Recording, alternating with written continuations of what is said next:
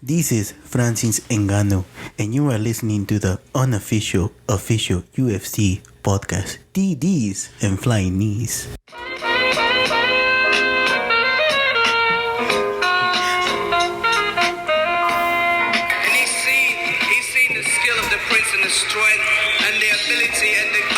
And the speed. Oh gosh, you know I'm the best in the world.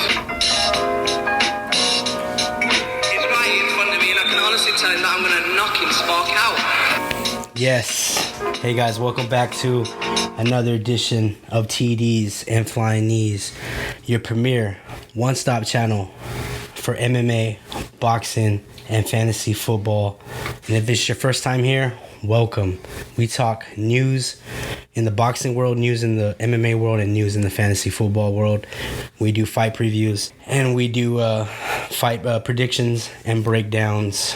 So I can't do it though without the help of the boys, aka the panel of extraordinary gentlemen. So without further ado,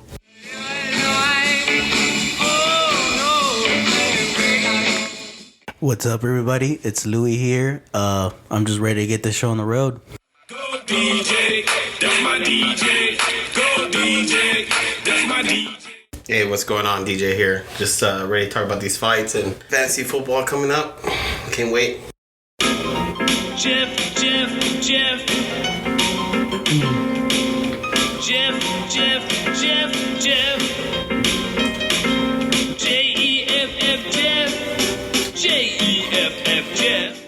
What's up, everybody? Thank you guys for coming back again.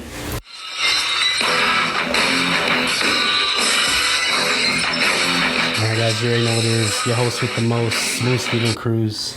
And let's jump right into it. Actually, this is episode 11. And like I said in episode 7, we're hitting you with the verbal AK-47 and we're sending casuals to heaven. Alright? I totally forgot because I did the long intro. Alright, let's jump into boxing news and rumors. I'm coming, my friend. Alright, a draft contract has been presented to Canelo Alvarez for September 18th fight versus Caleb Plant, a PBC on Fox pay-per-view, as both sides continuing to close in on a deal. And rumor has it, Andy Ruiz will be on the undercard. Also rumored, Dillian Whyte. So, is this possible? That they could be fighting each other? I hope so. What do you guys think? Yeah, I hope so, man. It's a great matchup, especially to be on the undercard of Canelo.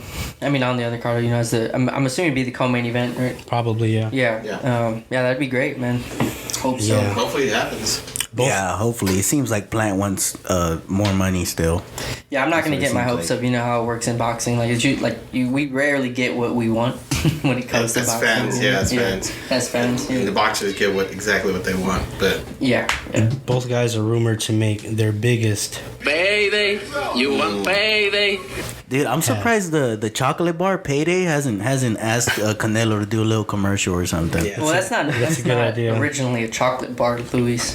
Yeah, it is. Payday is a chocolate bar. It's caramel and peanuts or something like well, that. They just recently They did make one. That's why I said chocolate one. They just it's not recently. originally. But you know, but it's still a chocolate bar. Yeah, You know what I'm saying? They got a chocolate version. Well, when have you seen a candy commercial lately?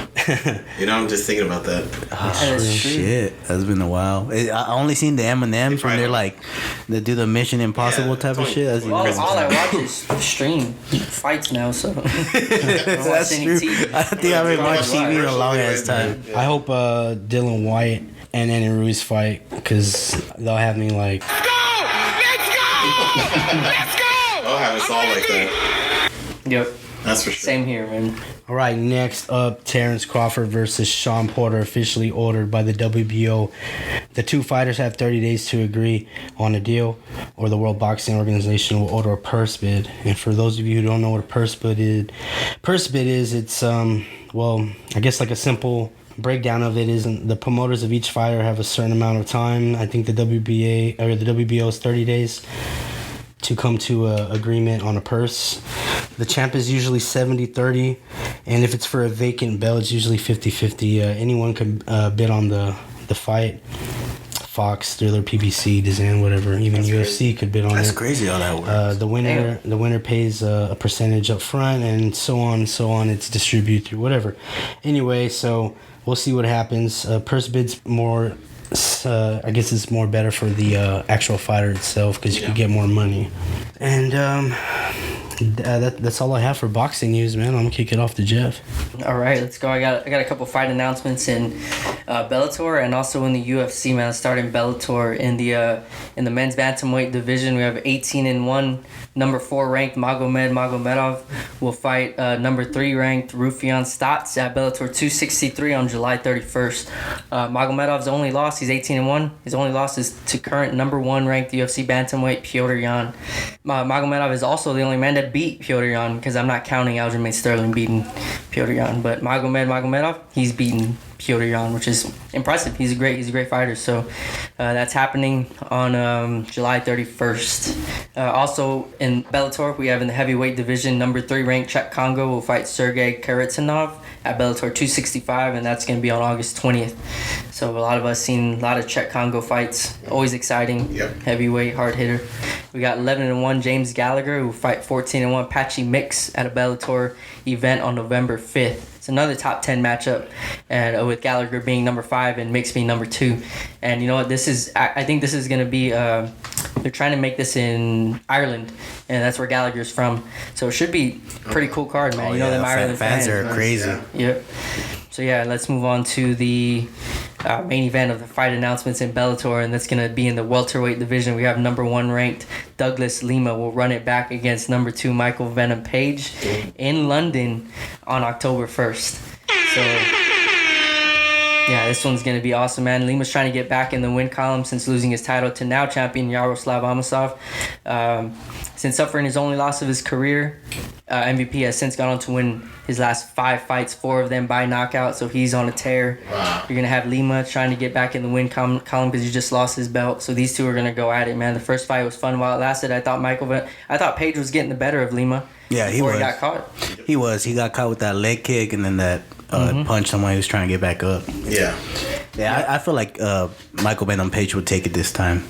I think it'll be a little more serious. I'm gonna have to look into it a little bit more. I can see Lima winning still, just because his grappling is obviously levels above Paige versus Daly. I feel like Daly exposed that hole in Paige's game. So we'll see how that one goes. October 1st for that. Now let's go over to the UFC. We have a knockout of the year winner, Joaquin Buckley, will fight Antonio Arroyo in a middleweight bout, a UFC event on September 18th. Buckley's looking to get back on track since losing his last fight to Alessio Di Chirico by head kick. Arroyo also is in desperate need of a win, man, because since earning a UFC contract on the Contender Series, he's lost a pair of fights by decision to Andre Muniz and then another one to Darren Wynn. So both these guys are needing a win desperately. We got another fight announcement. This one will be Devontae Smith and Jamie Malarkey. They've agreed to a lightweight bout that'll take place at a UFC event on October 2nd, headlined by Thiago Santos and Johnny Walker. So that card's looking good. We all love to watch Thiago Santos and Johnny Walker, right? Oh, yeah. And then the biggest fight news, actually, we just got this news today. Welterweight champ and one of the very best pound for pound fighters in the world, Kamaru Usman, will defend his title in a rematch with Colby Covington at UFC 268 on November 6th. Since beating Covington by TKO, Usman has fought 3 times, beating Jorge Masvidal by decision, Gilbert Burns by knockout, and then Masvidal again, this time by knockout. In that same stretch, Covington's only fought 1 time. He's beaten Tyron Woodley by TKO. We've all watched all those fights. But yeah, that's big news, man. We've all been kind of wondering who's going to get the shot, who's going to beat Covington or Leon Edwards. Yeah. Leon Edwards on like a 10-fight unbeaten streak. Yeah. Oh yeah, if I'm Leon Edwards, I'm calling malarkey on that. Yeah. That's a good one. Yeah. For y'all to know, I think it's Irish, right? For bullshit, malarkey. Something like that. Yeah, something like that. You're almost there. You're there. You're there. But yeah, so this is personally, this was one of the best fights of last year. Mm-hmm. It was, Usman Covington was nonstop action from beginning to end. These guys wrestling kind of like canceled each other out, and they just stood up and they were striking the entire time. So yeah, I feel bad for Leon Edwards because he's on a 10-fight unbeaten streak. He deserves a title shot, but at the same time, I feel like Usman and Covington are clearly the two better fight. two best welterweights in the world. Yeah. You know, and I mean, that fight's probably more exciting, right? But than Leon. yeah, absolutely. I think so. Masvidal, but Oh yeah, no, not Masvidal. my early prediction is that Usman takes it. I think him switching coaches. What round, Luis? I would say the third, maybe. Third round knockout? Yes, I believe the last time he got him in the last one, right? It was in the 5th round. Yep. When he stopped him. I think this time he stops him in the 3rd. I think his striking has gotten way better. He broke his jaw, didn't he? Yeah, I think his striking has gotten way better, and I think the only way Covington can win is by switching it up and trying to take him on the ground. But you ain't taking Usman down. Yeah, that dude's too big, too strong. Yeah, too good. I don't see him doing that either. So me and Luis both predicting a early knockout. I'd say 2nd or 3rd round. What do you guys got? Let's get an early prediction from you two. I think it's going to be just another 5-round war. I think. Oh, yeah? I think Covington. I mean, he got to feel what he's up against now, so it's not going to be a shocker what he's dealing with. That's a good point. So did Masvidal. Yeah. So. Well, yeah. Another good point. Well, Masvidal was different. He didn't expect that stand up, right? True. So let's see. Maybe Covington might change it up. I mean, who knows what he has? He only fought once since that fight, so True. Who knows what he's been working on, or has he been working on just talking crap? Yeah, he does a lot of that. He does a lot of that shit. So, but I think it's going to be another 5-round fight. Maybe near the end, another finish for Usman, but we'll see. I mean, I think it's going to go 5 rounds though. Okay. What about you, Steve? Probably like a late stoppage, like in the 5th round or something. For who? For Usman, of course. Oh, okay. All right. So, yeah, there we go. We are all picking Usman. Of course, we'll make our official picks when we get closer to that card. Unfortunately, we got to wait. Yeah. Wait a good while till November. But let's move on. I got some news here. Holly Holm wants to avenge her first loss to Miesha Tate. Her first professional loss, MMA professional loss, and that was to Miesha Tate. In an interview with MMA Junkie, Holly Holm says it wasn't one of those fights I was getting dominated in. I was winning and doing very well up until the end of the fight, and it leaves kind of sour taste in my mouth, and I want to make it right. Remade. She's still nursing, by the way. Had a son like a year ago. It's incredible. That's an awesome. Yeah. Yeah, what a call. Yeah. Yeah, I remember watching that first fight between Holm and Tate, and Holm was winning clearly, and Miesha caught her, man. She just took her down, took her back, and choked her out. But if that fight had gone to the scorecards, Holly Holm was winning. Do you guys remember watching that fight? Oh yeah. I think it was an early stoppage. To be honest with you, her arms are still up. Oh yeah, she was like kind of punching in her sleep. But that's an old Nate Corey reference. I think he was talking about when Rich Franklin knocked him out. He goes, "That was an early stoppage. My hands were still up." Yeah, no, I think it's gonna be a good fight. Miesha looked great the last time she was out, and I mean Holly Holm, she's still. I believe she looks like she's on her way down slowly. So I don't know. Yeah. It'll be a good fight for both of them to boost up and see what's up for next up for them. Yeah. For sure, that fight was exciting though. If you go back to the first one, that was a good. Oh, yeah. That was a good fight. They're both fairly obviously Holly Holm's favorite to stand up, but Miesha she does have that all around aspect MMA fight style, so she can take it down and she can stand for a while and take it all over the place. So it'll be a good fight though. Yeah, if she can get the fight down, you never know, man. She could finish Holly again. She did it once before, But I think it'll depend on that. It'll depend on whether or not Miesha can get the fight to the ground. If she can, we got ourselves a fight. If it's on the feet, I see Holly Holm dominating. But yeah, hopefully that fight gets made. It's not even made yet. It'll probably be next year though, right? I can see it happening in the next 3 months or so. Yeah. I mean, so far our guesses have been pretty on. I mean, we guessed the Nick and Lawler fight. All right, let me get you to guess. You think Miesha Tate's still gonna be breastfeeding by then? Yeah, I think. Yeah. So. Yeah, still be breastfeeding by then. I think so. All right, John Wayne Parr respectfully calls out Dan Hardy in hopes of landing a caged Muay Thai match with the former UFC welterweight title challenger. Hardy accepted the fight on Twitter, at least, so hopefully One Championship will make this fight happen because it sounds fun. Yeah, that is. Yeah, that's exactly what it'll be. Yeah, that'll be a war, man. And it's Muay Thai. We don't got to worry about Dan Hardy getting taken down. When he gets to throw his knees and elbows. Sign me up for that. Man. Yeah, hopefully our fingers are crossed for that one. Let's get into the next bit of news. This is about TJ Dillashaw. We all saw what happened at the very end of the first round. It looked like he had a knee injury. Well, TJ released a statement today saying that he suffered a displaced bucket handle tear of the lateral meniscus and a LCL rupture. So sounds pretty bad to me. It will require surgery within the next few days, and it didn't give a timetable, but I'm assuming that's pretty significant injury. I'm thinking he won't be able to fight again for at least 6 months. So who knows what they're gonna do with the title picture? Like with the meniscus, right? So I mean, there's some running backs that tear the meniscus in the beginning of the season. They end up getting back by the end of the year. So yeah, I mean, it just depends on. It's a couple months, right? Maybe. Hopefully, it's only like 2 months of rehabbing. Oh yeah. If I'm Dillashaw, I'm trying to push for that.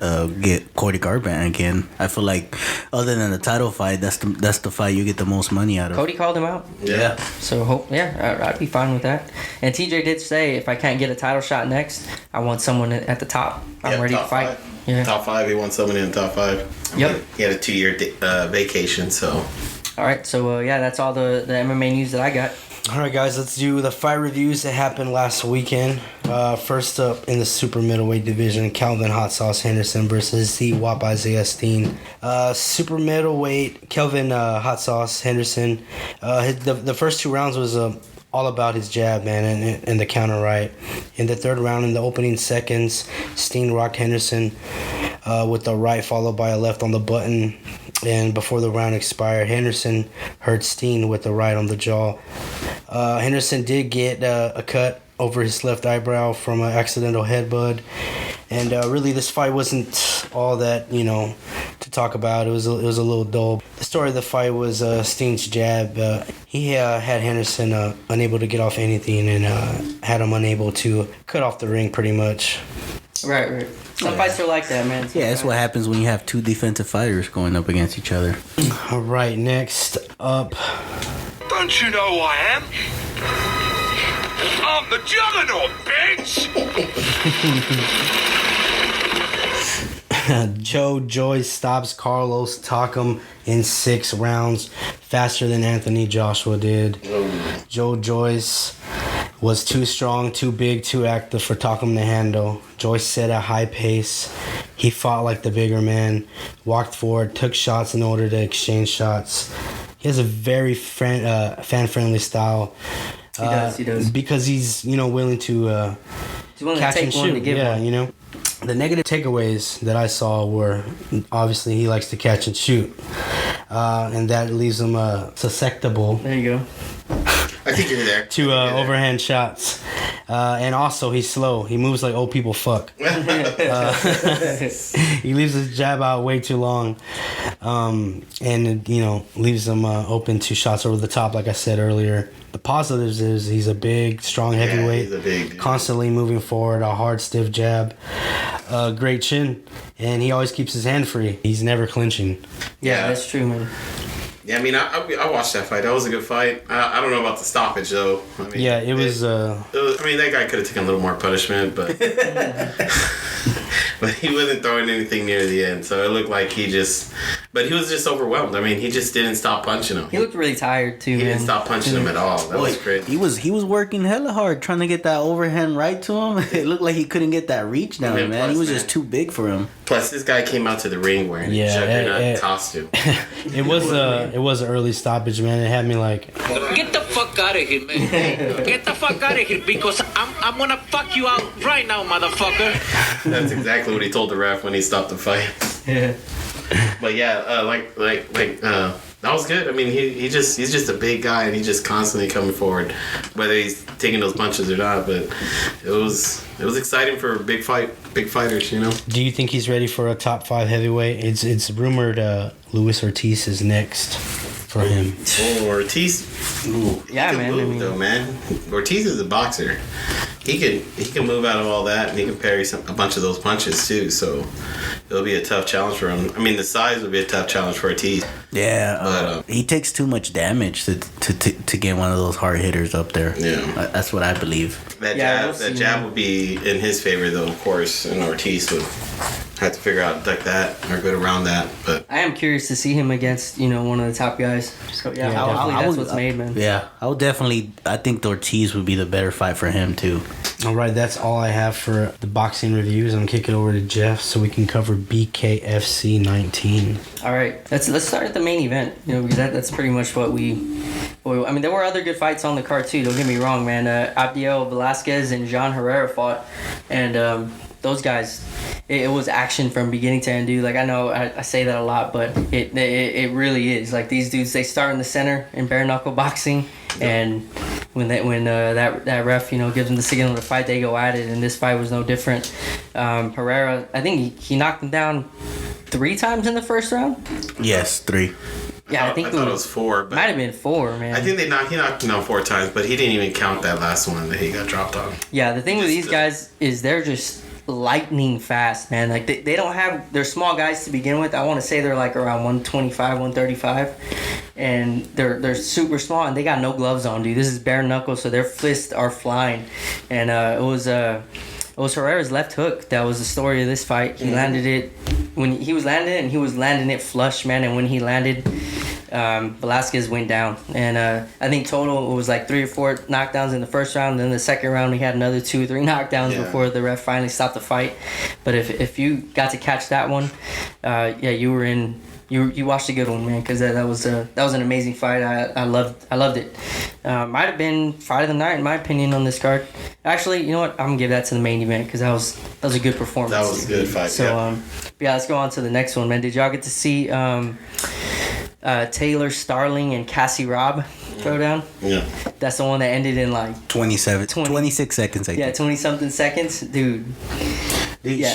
they're hyping her up a lot too. BKFC has a star in the making here, and They do, man. I hope really they keep do. hyping her up. They were actually friends, these 2 girls. Yeah. But she didn't treat her like a friend. Yeah. No, she sure did. Yeah, hopefully, because she was the main prelim fight, so hopefully she gets a main card fight next, because she's a star. She's fun to watch, and she has a really cool entrance too.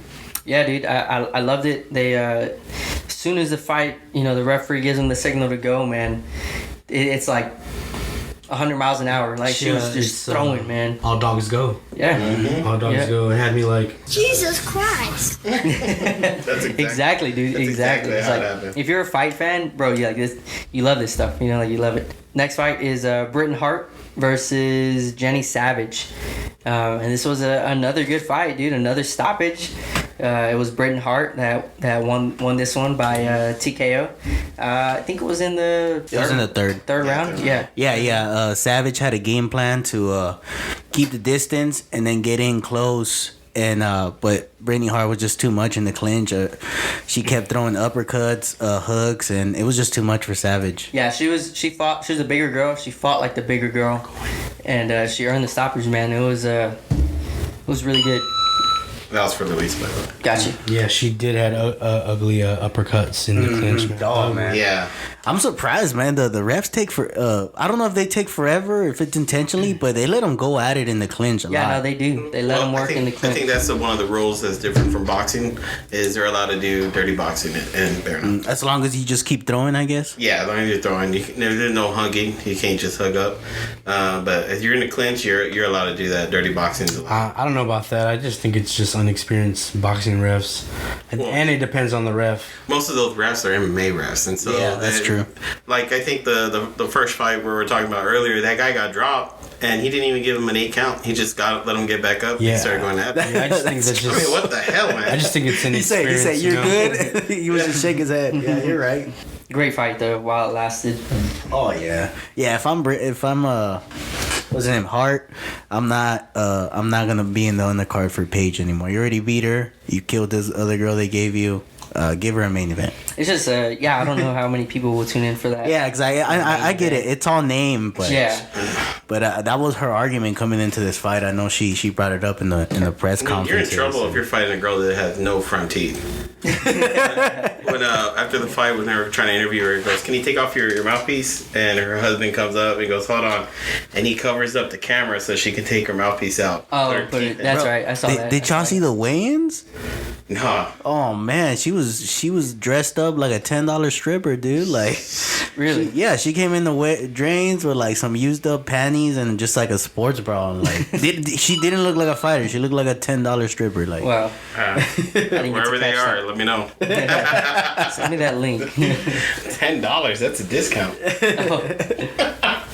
All right, let's get on to the co-main event of the evening, guys, and that was in the heavyweight division, Arnold Adams versus Michael Terrell, and this was a good fight, man. Was Arnold Adams that earned a KO victory, and he just looked quicker, man. He just looked like the better boxer in there, and Terrell just he dropped. I think it was in the second round, right? Yeah. Second round knockout. Fun fight again, dude. These fights are all action, man. It's gonna be hard to find a bare knuckle fight that isn't. Oh yeah, especially in the heavyweight part of it, man. These guys ain't trying to last all fight. This sport, the way they have the rules and the way they have them start off only 2 feet away from each other.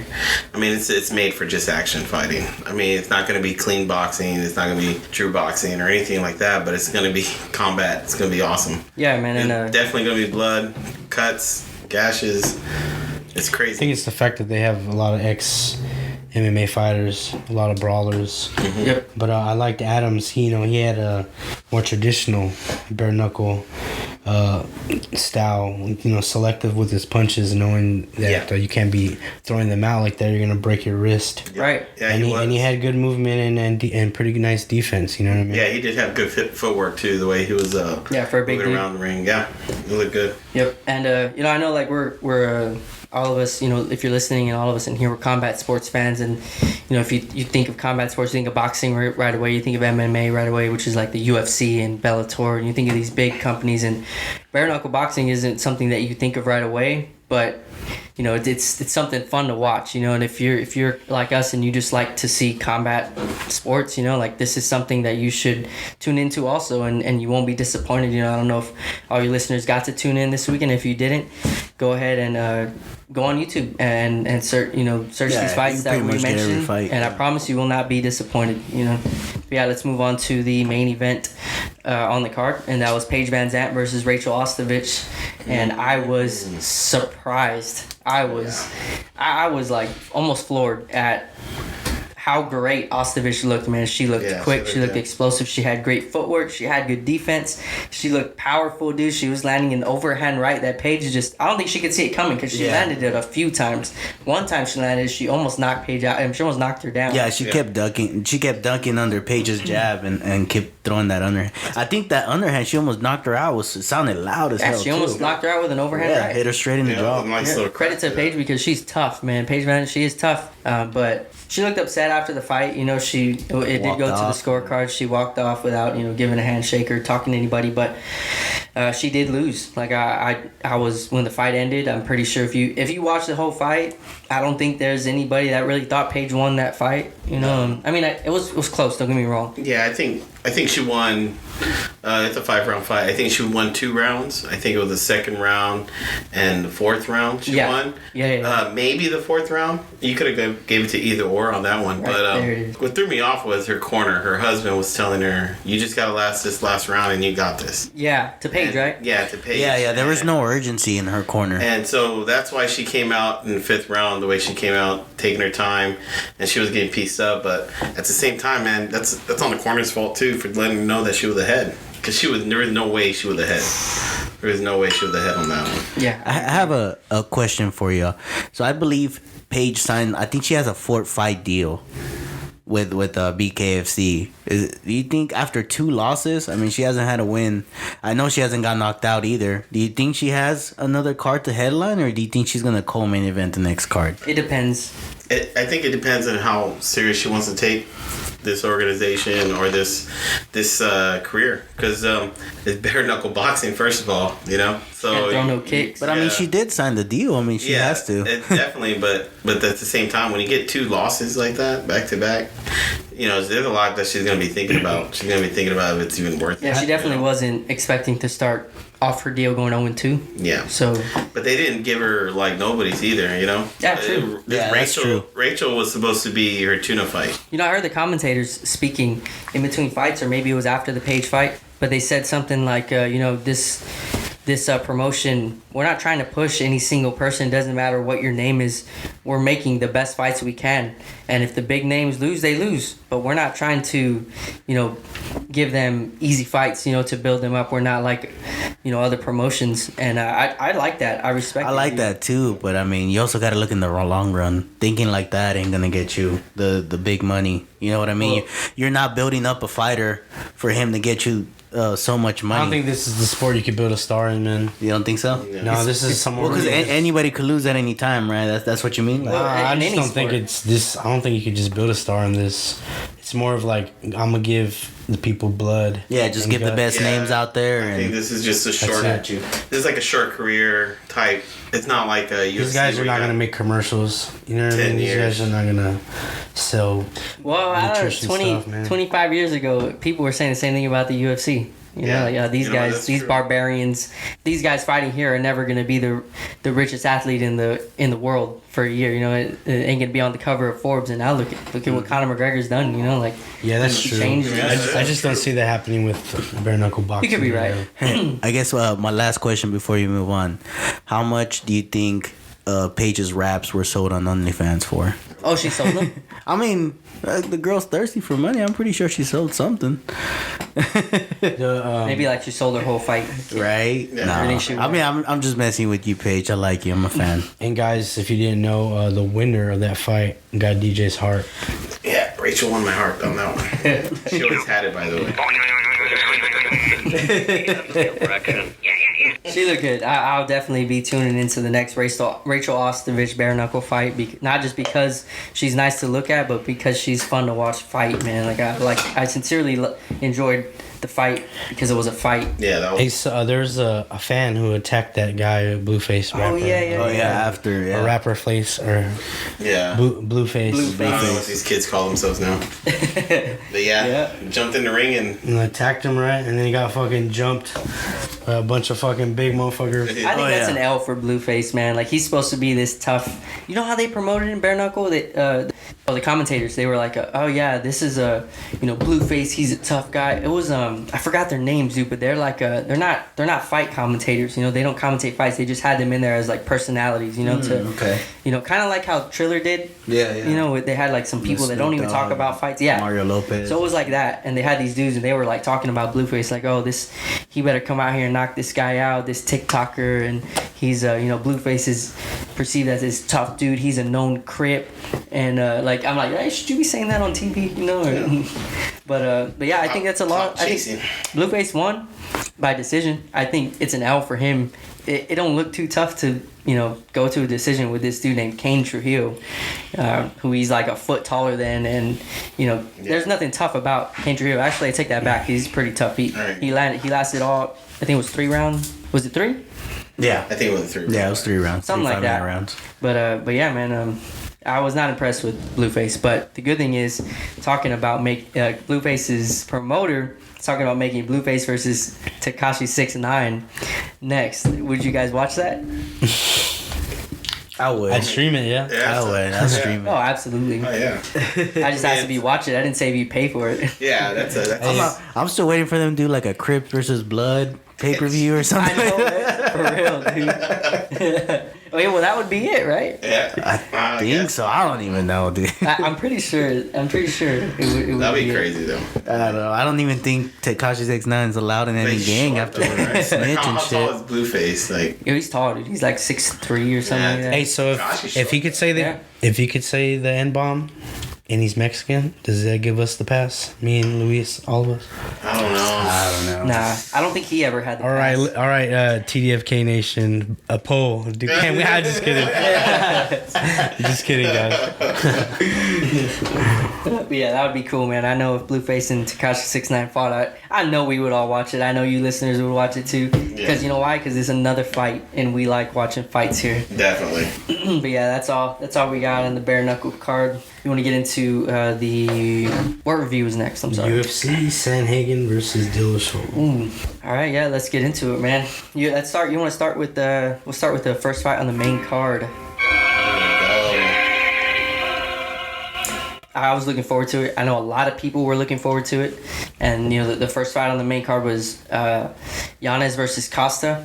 Adrian Yanez versus Randy Costa. And this fight delivered.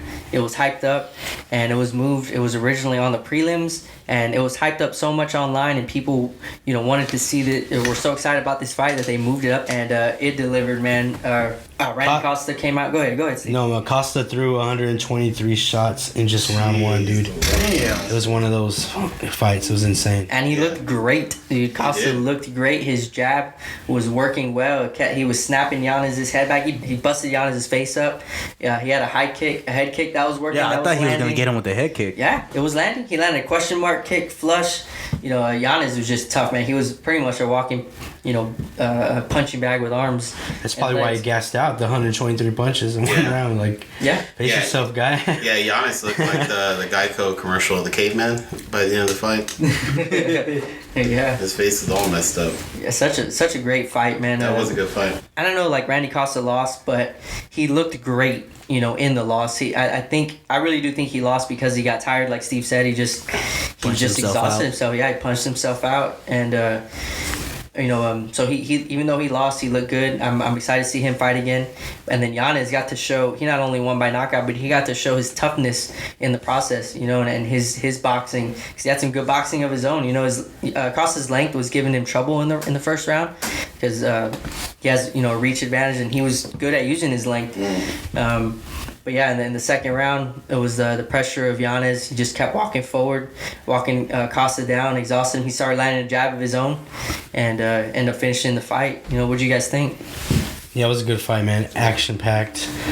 Both fighters just came, both moving forward. It was great, man. It was a great opening bout. Definitely set the mood, man. Absolutely, it kicked the main card off perfectly. Do you think you should give Giannis a ranked opponent next? Maybe 15, 14? Around there, yeah. In my opinion, bantamweight is the deepest division in the sport. I think it's the deepest division. The UFC bantamweight division, in my opinion, is the deepest division in any MMA promotion. Yeah. It is just they're so good, man, everywhere. Jimmy Rivera is ranked number 12. And that dude is a killer, So, yeah, I don't know. I wouldn't rush him too far because, like I said, all these guys are great. But yeah, we'll see who they give him next. I'm excited. Anyone they give him, Luis, maybe around there, 15. Maybe someone right outside the rankings would be great for him. But he's a good prospect. So is Costa, So I'm looking forward to both of these guys' next fight. On to the next fight. It was Macy Barber versus Miranda Maverick. And Steve called it number one bullshit. Absolutely, Steve. It was bullshit. It was a robbery. Steve called it. He picked Maverick to win. I think he was the only one, right? Yeah. No, I had Maverick by you had Maverick too? Okay. Yeah, both of you guys should have been right because Maverick clearly won the first 2 rounds. She outlanded Barber in round 1, significant strikes, 18-7. And then also in the second round, outlanded her against significant strikes, 28-15, while also landing a takedown in that round and earning a minute and 21 seconds of control time. Round 3 was close. You could argue it went to Barber, but in my opinion, Maverick clearly won the first 2 rounds, and somehow she lost the bout. What do you guys think? You're spot on, man. It was a robbery, man. It had me like, You serious? You serious? Yeah, I don't know. I got my guess right, so I'm okay I know with me and that. DJ, right? Well, I picked Barber. Yeah, no, I picked Barber, man. I got my points. But yeah, that's a robbery. I mean, it looked bad, but that's what it's been lately. It's been these judges. That's why they always say don't leave it to the judges, right? That's the reason. Good point. That's the number one reason why. That's why they give these guys bonuses for finishes, because even Dana White calls out these judges. So, Yep. I mean, everybody knows it in the MMA world that you don't leave it to the judges. In the boxing world, same thing. Try not to leave it to the judges because Mayweather wins. You never know. You never know. You never know. Absolutely.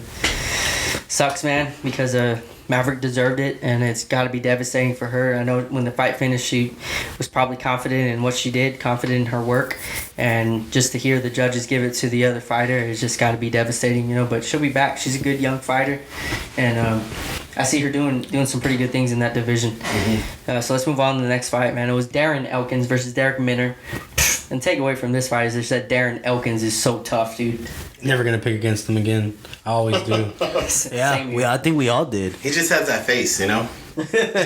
I mean, he was getting beat up in the first round. He lost the first round, but the dude is just like, I don't know, man. He's like, he has no feeling. He can't feel pain or something. I don't know, and he don't get tired. But I almost got my pick right again. He almost, what's his name?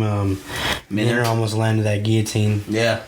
Yeah, I had Minner. I picked Minner too, and Elkins, man, he tough dude. Just didn't give up. Basically, I don't think Elkins won this fight because he was a superior grappler or he was a superior striker. I think Darren Elkins won this fight because he just had superior cardio and a superior will to win. More heart. More heart. He wasn't gonna lose this fight, man. I got a lot of respect for the guy. I love watching him compete, and like Steve said, I probably won't pick against him anymore. He's a grinder, man. That's what he does. There you go. Definitely what it was. There you go. Yeah, hopefully you got to catch that one. Let's move on to the co-main event, right? Paiva? Yeah, Paiva and Phillips.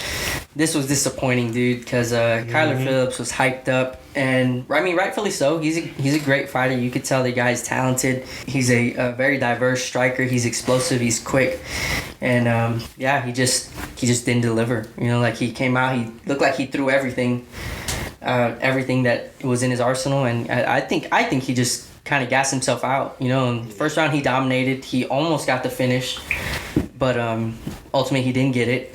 Yeah. And then ends up losing on the scorecards, man. And it sucks to see a young prospect lose that way, because I think people would agree that he was the more talented guy in there. You know, like he was the better fighter.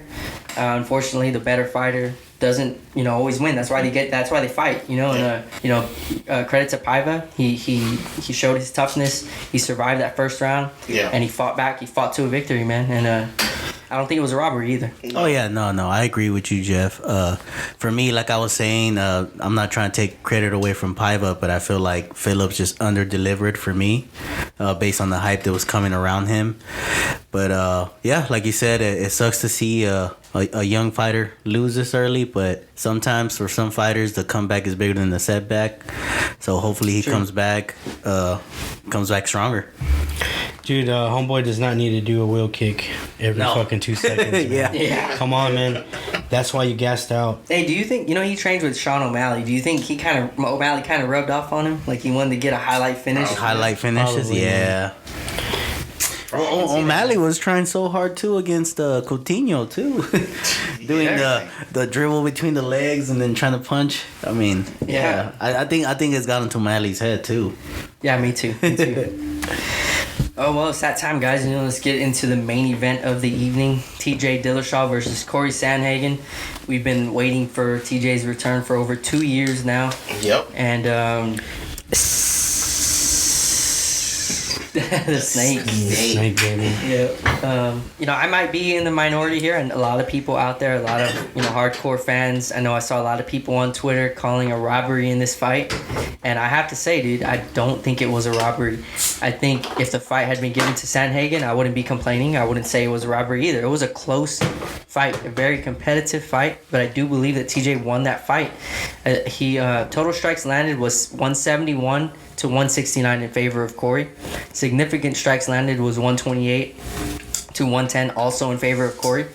TJ officially landed 2 out of 19 takedowns and had a total of 8 minutes and 22 seconds of control time. I think TJ won. And this is why. First of all, let's go over the official judging criteria for the Nevada State Athletic Commission. They judge on 3 things: effective striking and grappling, effective aggression, and effective control. And TJ Dillashaw was, for the most part, the more aggressive fighter. He controlled a lot more of the fight. Yeah, he kept walking them down. Yeah, exactly. Effective striking and grappling is pretty self-explanatory. Who's getting the better of the striking and the grappling? And the striking was close. You can maybe give a slight edge to Sanhagen, but the grappling was definitely TJ. Effective aggression, which fighter is pressing the action with legal techniques? I think TJ is definitely the one that's pressing the action. Oh yeah, he was the one moving forward. Yep. Effective control, which fighter is dictating the pace, place, and position of the bout? That was definitely TJ Dillashaw that was dictating all of that. I know that he got, he was holding him up against the fence a lot, holding him, he got his back a couple times standing. And I know, like, people are going to say, well, he's not doing anything. There's no damage being done here. But you don't just exclude that part of the round because there's no damage being dealt. He's still controlling that part of the fight, So you have to still judge that. And in my opinion, that's why he won. It was super close, and I think the striking was super close. Slight edge to Corey, but I think what won TJ the fight was just his aggression, his control, and just walking him down. Yeah.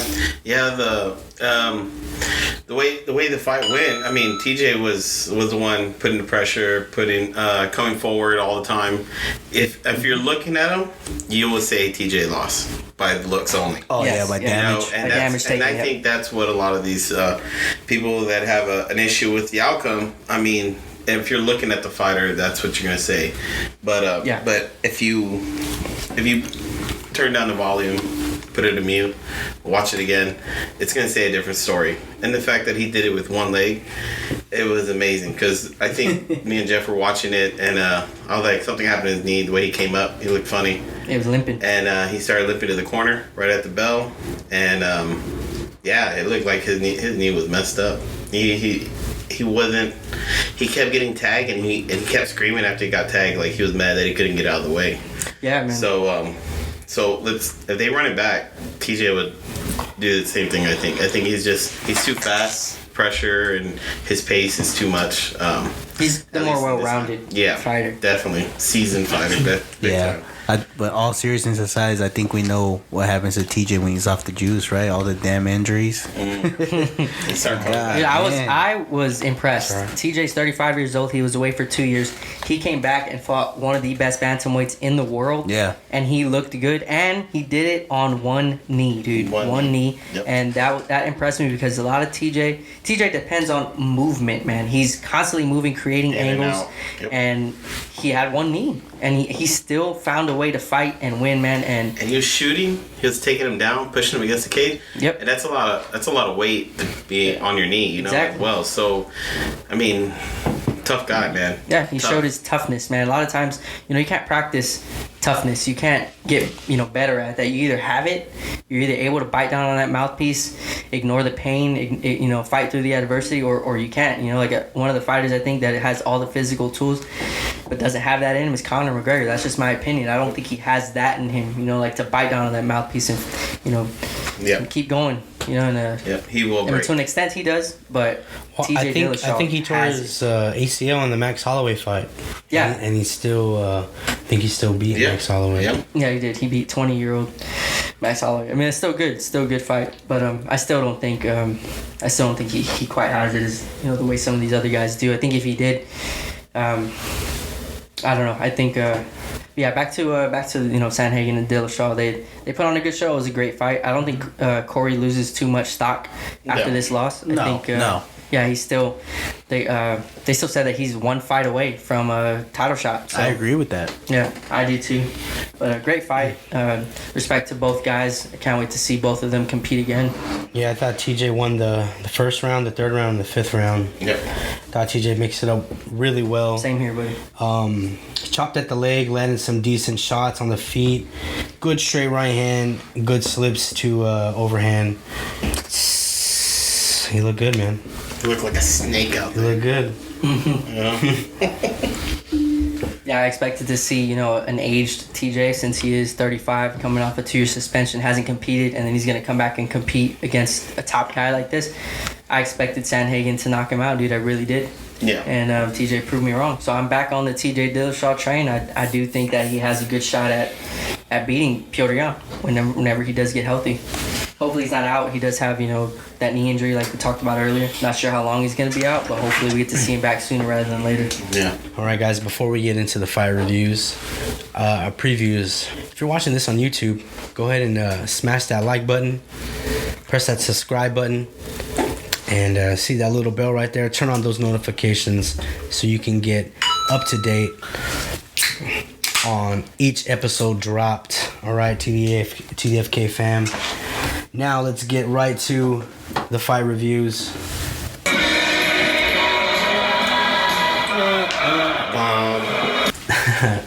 Conor Benn versus Adrian Granados around 2 p.m. Central Time. So I don't know what time that is for you. Don't miss it. Don't miss it. It's on DAZN. It's part of their Fight Camp series. It's in the Matchroom Mansion. So it's pretty cool little backdrop. Conor Benn is 18-0 with 12 knockouts. Conor Benn is the answer to America's Terence Crawford and Earl Spencer's. Although he's still a prospect and green, he shows flashes of elite boxing talent. He's coming off arguably his best performance over Samuel Vargas. Conor Benn is a come-forward fighter, likes to get in the inside, throws short hooks and uppercuts with bad intention. The boy got popped.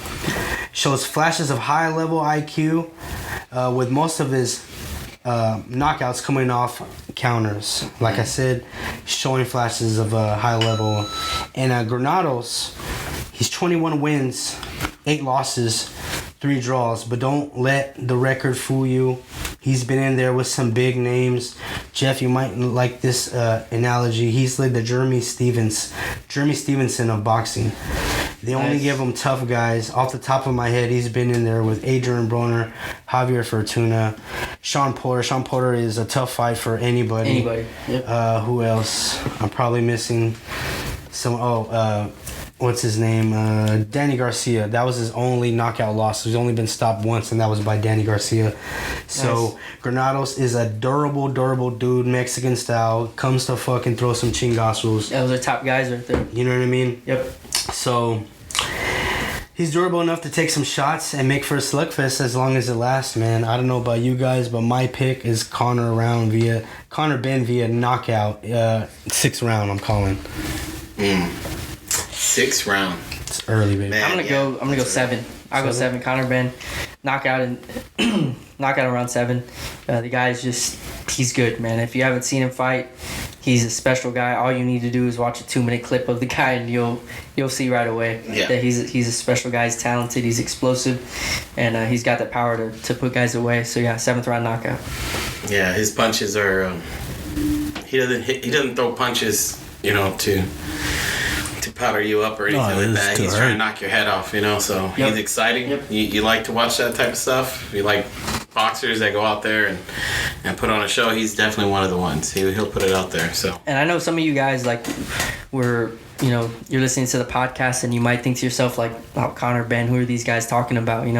But trust me, we're not gonna bring up a guy on here and ask you to watch him if we don't believe in him ourselves. I promise you, if you watch this guy box, you're gonna enjoy it.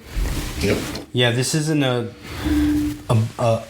combat sports hipster show where we're giving you these obscure fights just to sound like we're fucking know-it-alls, We're not tryhards. We're cutting out all the fat and giving you the good shit that every combat sports fan would want to know or should know. All right. I think everybody picked Conor Benn, huh? Yeah. I got him stopping to it. Most definitely. All right, next up, Michael Coffey versus Gerald Washington, and that is Saturday night on Fox PBC Boxing. It's gonna be on the same time as all the other cards, so I guess watch it later or get triple screens or something. Coffey is 12-0 with 9 knockouts. He's a hot up-and-coming prospect, an old hot up-and-coming prospect with a violent right hand and a devastating lead left hook. Gerald Washington, on the other hand, is 24 wins, 4 losses with 1 draw, 13 KOs. He's a seasoned veteran. He's been in the ring with big names like Charles Martin, Robert Helenius, Adam Wanaki, Gerald Big Baby Miller, and Deontay Wilder, who I thought Gerald Washington was winning that fight up until Wilder landed that right hand like he usually does. He's a good mover for a heavyweight, man. Washington can box, but I think he's old and he's on the way out. And I'm picking Coffey by knockout, man. Same here, man. Coffey by knockout, man. Yeah, same here. I feel like Coffey need to knock out so he can keep moving up. Like you say, he's a prospect, but he's also older, so his trajectory to the top needs to be a little bit faster than others. I agree. Yep. Give him a coin, man. Yeah, definitely. Definitely. All right, next up on Friday morning, we have one championship battleground at 7 a.m. Central Time. It's going to be hard to watch, guys, but if you are up around that time, you should watch because one championship is putting on some bangers. Oh, yeah. All right, they return Friday morning with a card that showcases 3 different martial arts disciplines. The card will feature 4 MMA bouts, 1 kickboxing, and 1 Muay Thai. Ooh. And I don't know if it's mandatory, but they always make the chicks come out and cosplay and make them dance. I don't know if you noticed that about one. No, but I will know this Friday. I'll look into that. 17-year-old Phenom Victoria Lee, the younger sister of one championship division killers Angela Lee and Christian Lee, opens up the main card, and she'll test her skill against Wang Longping. Yeah. Got that. I was already grabbing my beer. You like that, dude? I was literally touching my beer about to lift it, dude. I was about to grab my beer on that one. Jeez, that was good. Practice sound. You know what? Steve, you deserve this. I try to practice everybody's name. In the co-main event, Ang La Ing Song versus Leandro Adeshev. First off, Sang is a kick first, punch later kind of guy. He works off his kick like a boxer would work off the jab. High kicks, low kicks, body kicks. He uses lunging punches to close the distance. As opposed to like an MMA fighter who used the kicks to close the distance. That's what I noticed. Sang is coming off back-to-back losses to Rainier de Ridder, where he lost his middleweight and light heavyweight one championship belt. So he's looking to get back on the winning path. Adeshev, on the other hand, is coming off a loss as well to, guess who? Rainier de Ridder. That guy's a beast, man. We need to get him over to the UFC. De Ridder needs to get in the UFC. No, they're going to have to pay big bucks for that guy. Mm-hmm. Yeah. Pay him. Yeah, Adeshev is a Brazilian Jiu-Jitsu expert, but you wouldn't know it by watching his fights. The dude comes forward and throws bombs. He kind of reminds me of a young Vitor Belfort, man. He was a black belt expert, but didn't do any kind of grappling whatsoever.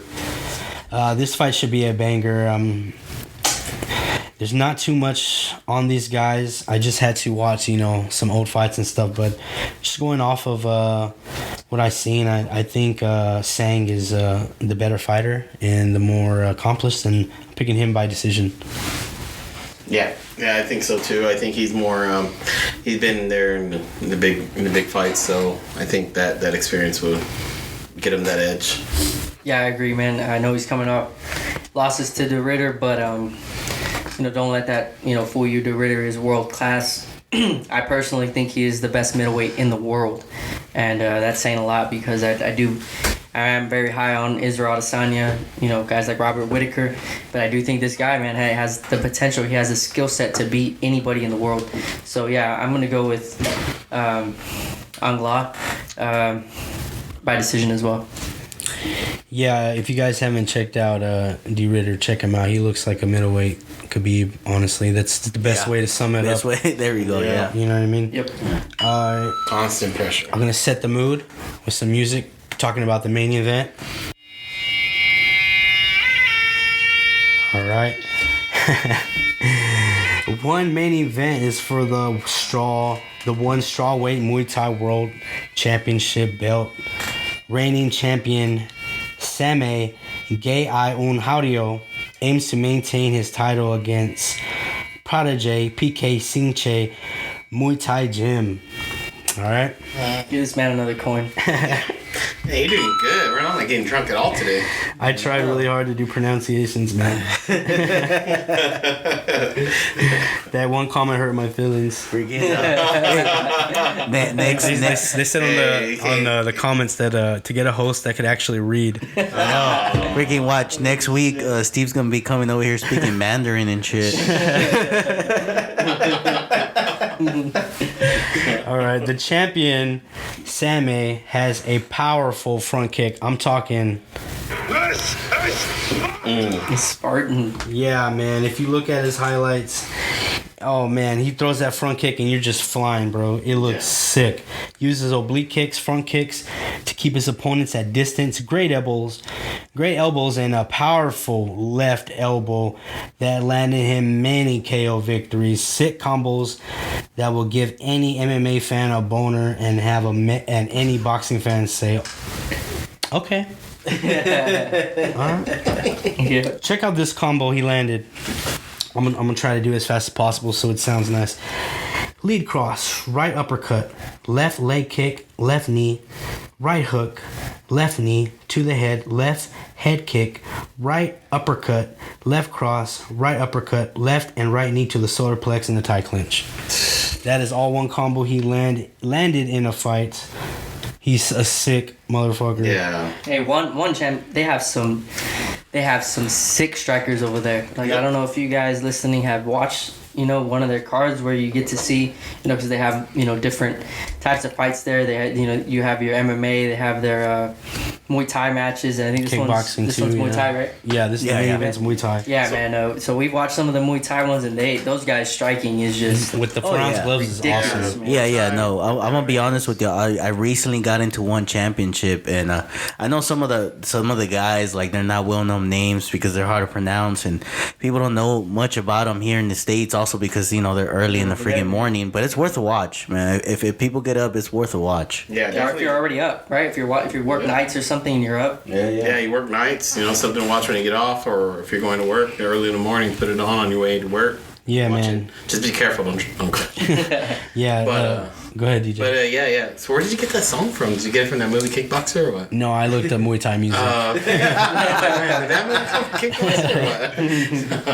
No, but that was MMA, Muay Thai with MMA gloves. Man, it's a good idea. It's a different world. Touche, one. Awesome. Touche. Definitely give it a watch. Sam A, the champ, the dude is small as fuck, but he's a juggernaut in the clinch, dude. He's gonna give you guaranteed whiplash. He's ragdolling bigger dudes, man. The cliff notes on the guy, pretty much, he mixes up punches and kicks and knees with constant forward pressure attack, and that's why many say he's one of the best to ever do it. All right, and his opponent, Prodigy PKCK Chum, is number 5 on the pound for pound list. This guy's good. And he's only 26. He's not even hit his prime. Rhyme.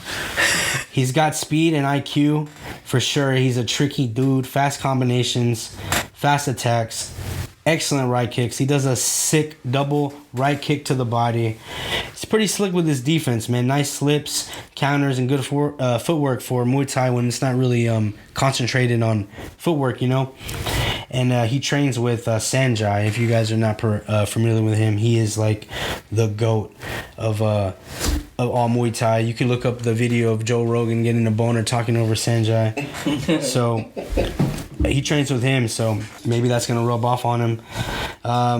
And I think so. I'm gonna pick the younger kid and Prodigy for. It's hard, man. I think it's a good decision because both these dudes are durable, man. But if Sammy can land that elbow, man, that powerful elbow, I think it could be good night. I think same. It's gonna be. I think these guys are durable. So a lot of these Muay Thai fights, they usually go. They don't have that many rounds, but they usually go all the way, and it's non-stop action. So these Muay Thai fights are great, man. I love the way one does it. They have everything. MMA, kickboxing, and Muay Thai. If they had boxing in there, that'd be crazy too, right? Mm-hmm. that's all I have for One Championship Battlegrounds. Like I said, guys, 7 a.m., 7:30 a.m. Central Time. Try to watch it. If not, watch the playback. You're not going to be disappointed. I'm going to kick it over to Jeff so we could preview the UFC Fight Night, Hall versus Strickland. Yeah, so this fight is headlined by middleweights Uriah Hall and Sean Strickland. There's really no big fights on this card, guys. There's like if you've taken a look at it, you know that there are no fights on this card that have any kind of title implications. But, you know, if you're looking for a card that has fights on it, this one's got fights on it. It's not the best card. Yeah, absolutely not the best card. I'm a huge UFC supporter, but this probably got to be one of the weakest cards of the year, if not the weakest card of the year so far. Yeah. So, yeah, don't get your hopes up. There, like I said, there are some good fights. A lot of these cards that we think, this is kind of a weaker card, they turn out to be bangers. So definitely tune in. Like I said, it's headlined by Uriah Hall and Sean Strickland. That fight is going to be great. You know, there are no title implications, like I said, but it doesn't mean that these guys ain't going to throw down. I think they will. I think it'll be a war, a stand-up war, and something definitely to tune into. Who do you guys got, by the way, in that main event? I got Hall. I think Hall's on a path to get a title shot. The way he's looking like he's focused and he's ready to make that run, that push. So I think I'm going for Hall. I've always been a fan of him, but it just seemed like after Ultimate Fighter he couldn't get it all together. He'll win two and then lose ugly. You know? Yeah. Mm-hmm. Then gets picked apart. But it's weird though. I mean, he's just been weird lately. But as of lately, he's been on tear. So yeah. I mean, he broke Chris Weidman's leg, right? So that was a good one. I was gonna say, do you think he's like gonna have second thoughts about checking?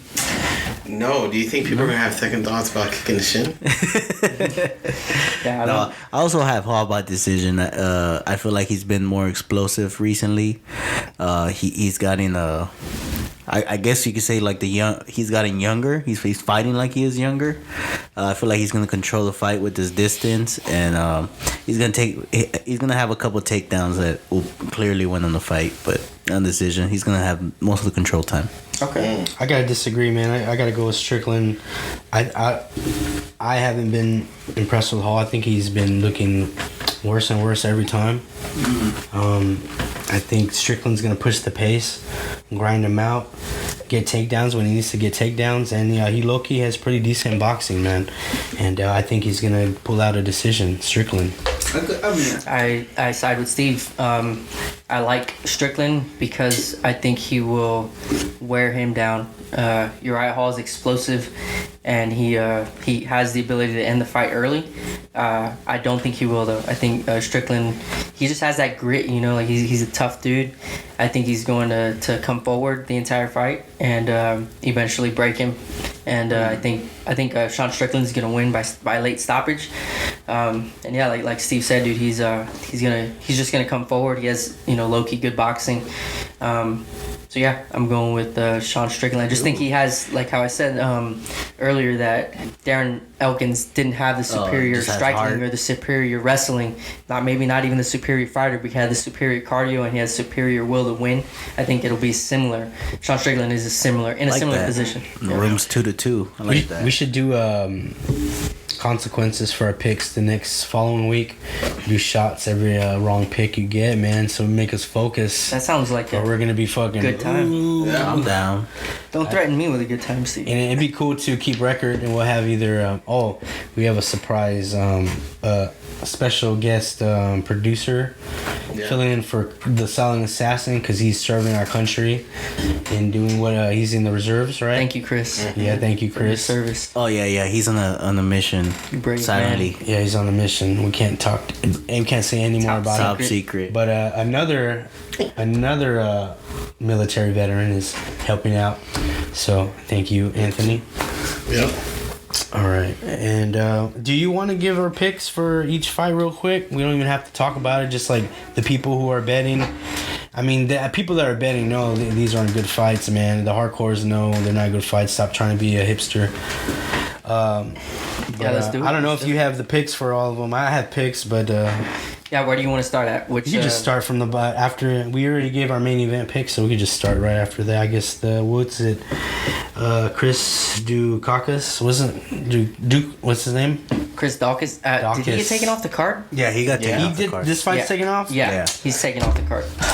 That was like the only fight I was That was the only game, right? Yeah, That was the bro. I'm only not even game. kidding. And I felt bad for not writing anything for it. I was like, oh, this is gonna be a good fight. Former quick note of this card: former champion Nico Montano is on this card. Nice. For those of you that don't remember, she was like, I want to say she was the very first women's flyweight champion. Is she the one with that skin disease? No. No? No. You know what I'm talking about? Yeah, I think that was that wasn't Tatiana Suarez. Oh, I don't know. No, actually, dude, I'm not 100% sure. You could be right, but I know Like she was that like dude, the champion, and they were trying to get her to fight Valentina, and she wouldn't do it. She was like ducking Valentina, and they eventually just stripped Nico Montano, and So she never lost. yeah, well, she's 4-3. Okay. She lost her last fight to Juliana Pena. No, my man. Yeah, but then she hadn't fought. What's up with Pena getting the title shot after being like inactive for forever? Right? Is that I know. true? Right? She was inactive. Yeah, she was inactive, and I think she came back and beat this girl, Nico Montano, and then she got a title shot. Crazy. Yep, crazy. But yeah, Montano's on this card. I guess she starts from Baez and DePaula. I guess. I'm gonna go with Cheyenne Baez. I think she wins by decision. Yeah, same here. Yeah, I agree. I'm gonna go with DePaula. I think her Muay Thai and takedown defense is gonna be the difference. But I pick decision as well. Okay. So we got three Bays and one DePaula, right? Yes. Mm-hmm. Okay. What about Ronnie Yaya? Right? Is that the fight next? Yeah, The next Ronnie fight? Yaya and Quang Hong Kong. Quang Hong Kong. Man, it's a tough one for me, man. Yeah, it was, man. I changed my picks twice already. Yeah, I'm gonna go with Ronnie Yaya. That's my pick. Ronnie Yaya by decision. Man, I got Hong Kong. I think he stops him in the second. Oh, I like his striking. Okay. that's crazy because I got the exact same.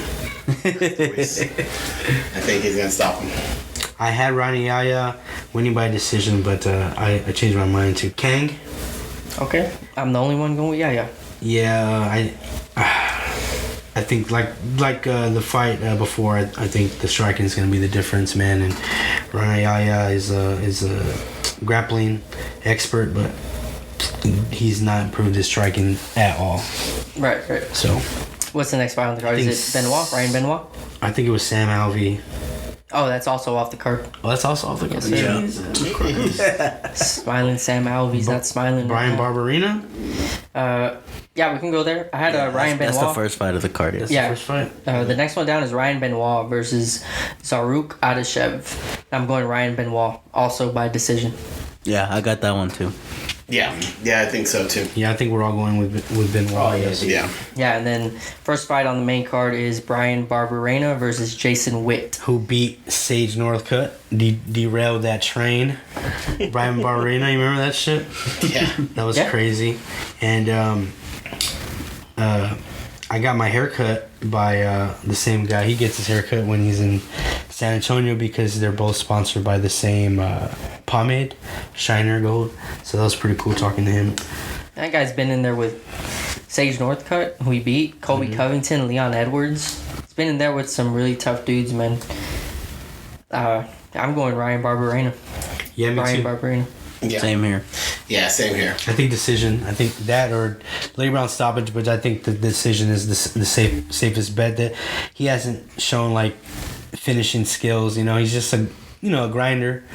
But Yeah. he'll take what he can get. You know what I mean? Yep, I have him by decision as well. All right, so is it that time to move on to the main event of the weekend? Yeah, and I got a special little clip for this Bellator 263. Oh. All right, because it is on Showtime. Live from San Antonio, Texas, it's showtime! I like it. That's nice. So, do you want to talk from the bottom up, or do you want to just talk about notable fights? What do you guys want to do, man? Let's just talk from the beginning of the main card on up to the main event. Okay. The main event of the weekend, pretty much. Because this fight, main event of this card, is one of the best fights you'll see all year, for sure. Yeah, you want to start at Chris Gonzalez versus. Oh, we're gonna have to drink, right? Yeah, just go ahead and drink. Yeah. Let me speak it real quick. There you go. Goiti Yamauchi. Yeah, come on, guys. We're gonna get that. So Chris Gonzalez is 6-0, 29 years old, and he's fighting that guy. He's 25-5, 28 years old. This is it was a tough pick for me, honestly, but I'm gonna go with Yamauchi, just because I think he's got a lot more experience, and I think he's going to overwhelm Gonzalez, man.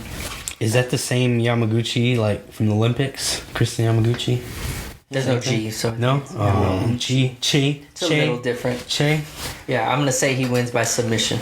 My pick's different. I'm going with Gonzalez, man. I think he's like everybody else on these, I guess, on these smaller cards. These guys making their names, they're all kind of grinders. Mm-hmm. They haven't found that finishing ability yet, I guess, or the flow of it. But I think he's gonna just do takedown after takedown after takedown, and it's gonna secure him a unanimous decision. Just control the fight, right? Yeah, The pretty whole way much. through. Who do you got, Luis? Oh, I agree with Steve. I have the same thing. Chris Gonzalez, just taking him down, controlling him, have the most control time. Okay. Yeah, I think I'm going with the same Chris. All right. I guess I'm the only one. All right. Next fight on the card, former Bellator lightweight champion Brent Primus is fighting Islam Mamedov, and this too, it was another tough fight for me to pick.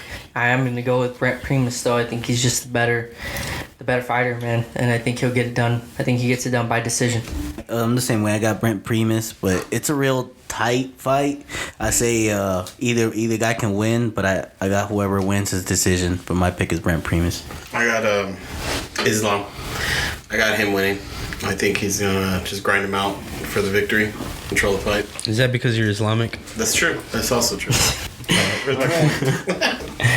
I also got Islam as well, man. I think he pulls out a decision. All right, guys, so let's get on to the next one. Usman Nurmagomedov versus Manny Moreau. And this one was pretty quick for me. I'm going Usman Nurmagomedov by knockout. Yeah, Usman Nurmagomedov. Double GOAT name. Yeah, exactly. I got it. Double good name. Yeah. So that's a no-brainer. You know who I'm picking. Can't bet against I got that him guy. by first round submission, man. All right. Yeah, same as Usman. You can't go wrong against a guy named Usman. And by the way, I butchered that name like 3 times, even though Jeff said it correctly. So you guys have to drink. Oh, by the way, if this is your first time watching, we turned my illiteracy into a drinking game to make it really fun. So every time one of us cannot pronounce a name, we have to drink a beer. So crack open a cold one with the boys, guys. Smoke them if you got them, okay? All right, so it's unanimous Nurmagomedov for all of us. Yeah. All right, let's get into the co-main event of the evening. That's going to be Mads Burnell versus Emmanuel Sanchez. I think this is a sleeper too right here, man. It is, man. I think it's going to be a banger. I got Emmanuel Sanchez winning. Golly, man, I had trouble picking how, but I'm going to go with by decision. Yeah, it was a hard pick for me to pick, man, because I'm looking up both of these guys' former fights, and shit, they're pretty good, man. But I had to pick Mads Burnell, man. The dude has 11 submissions. 4 of them are Japanese necktie, dude. Like, I got Burnell by decision, man. I think he's pretty good, man. He's pretty young. Necktie. That's just what the I'm just kidding. No, but yeah, I'm with you on that one, Steve. I got Burnell on that one. Okay. No, I got to stick with Jeff. I got Emmanuel Sanchez. This was tough for me to pick, but I feel like whoever wins by stoppage, and that's going to be Sanchez. But I could see the other way around easily, too. All right, so we got 2-2 in that fight.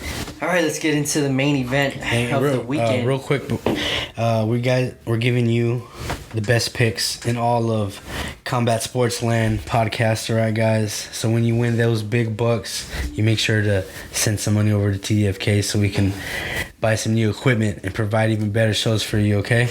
There you go. So yeah, let's get into it, guys. We already know what it is. It's the main event, not only of the evening, main event of the weekend, might even be main event of the month. And I know that Conor and Dustin was this month as well, but that's how high I am on this fight. These guys are two of the best featherweights that are alive in the world today. I think these guys are 2 top 5 featherweights. That's including UFC featherweights. So don't miss this fight.